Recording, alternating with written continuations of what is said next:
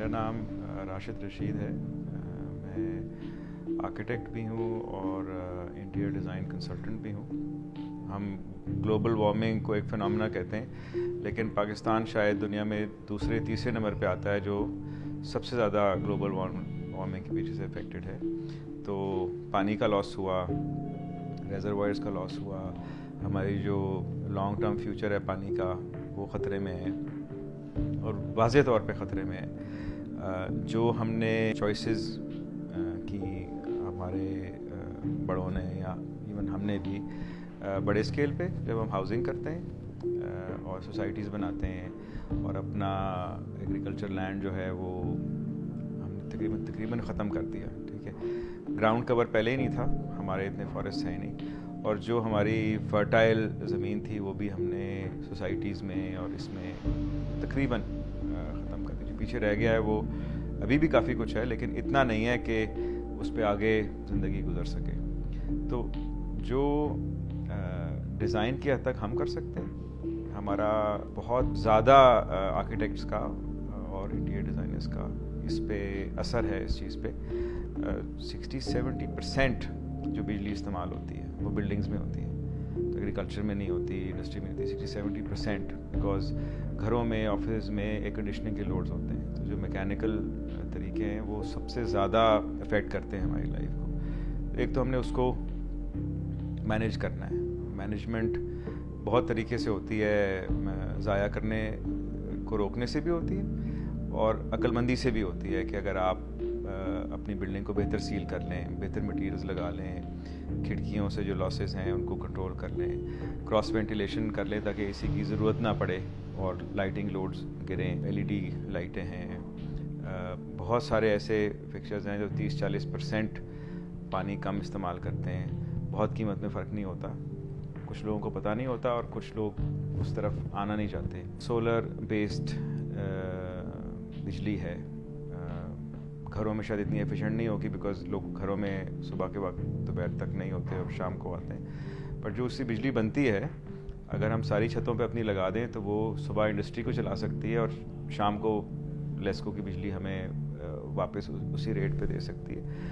मैं ख़ुद अपना घर चलाता हूँ सोलर पे, मेरा एवरेज बिल बहुत कम है मेरे जाने वालों से। कई दफ़ा सर्दियों में 2-2.5 हज़ार रुपये भी चला जाता है। जब हम कैलकुलेट करते हैं पे बैक्स, तो हम जब गाड़ियाँ ख़रीदते हैं तो हम नहीं वो पे बैक कैलकुलेट करते, बट सडनली रिन्यूएबल पे हम करते हैं।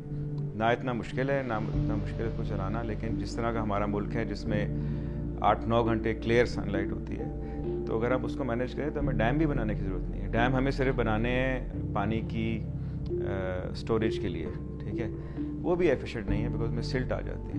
आप वेस्ट में देखें तो हर इलाके में अपना रेजरवायर होता है पानी का, हम उससे कर सकते हैं। फिर जितनी हमारी बारिशें अब होनी शुरू हुई हैं आप उसकी स्टोरेज करें। मैं ऑन माई ओन मैंने घर पे सारी लाइटें चेंज की हैं, एलईडी पे हैं, गर्म पानी सोलर से होता है, कोई मसला नहीं होता, मेरी बिजली सोलर से होती है, एसी चलते हैं सोलर पे। अब मैं रेजरवायर बना रहा हूँ खुद ताकि अपना छत का पानी और इवन बाय सर्टन स्टेप्स जो सड़क का भी बारिश का पानी आप स्टोर करें, आप उसको इस्तेमाल करें।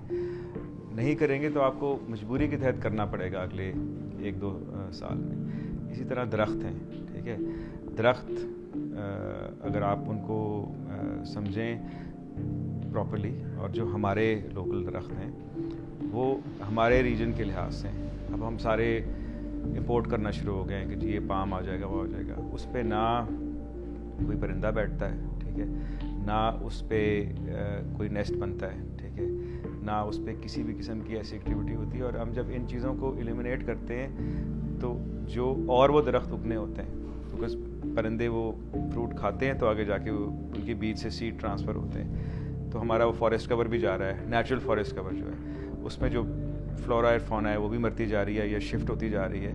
और वो नेचुरल प्रोपेगेशन के लिए आपको बहुत सारी चीज़ें हैं, आपको गिद्ध नज़र नहीं आएंगे जो शहर को क्लीन करते हैं, चीलें ख़त्म होती जा रही हैं, छोटे छोटे परिंदे जिनका अपना अपना हिसाब किताब है अल्लाह मियाँ की तरफ से। छोटी मक्खी है, अगर छोटी मक्खी नहीं होती तो आपकी आधी 27% फूड आपका उसकी वजह से पॉलिनेट होता है।